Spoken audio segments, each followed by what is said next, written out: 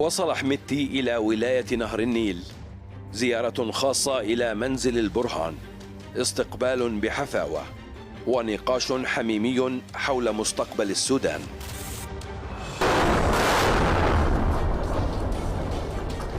هذه الصور كانت قبل نحو عام، حليفا الأمس صارا عدوين، فلا شيء ثابت بالسياسة.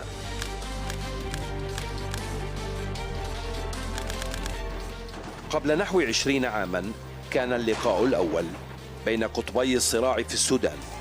التقى حميدتي والبرهان في دارفور، قاتلا في خندق واحد. بعد 12 عاما تشاء الأقدار أن يتقاطع طريقا الرجلين مجددا ويتفقا على إرسال قوات مشتركة من الدعم السريع والجيش للمشاركة مع قوات التحالف في اليمن. كل القوات النظامية، قوات مسلحة، دعم سريع، شرطة، جهاز أمن، كل الوحدات النظامية على قلب رجل واحد. تعززت العلاقة بين حميدتي والبرهان لتصل في العام 2019 إلى دعم الحراك الشعبي للإطاحة بحكم البشير.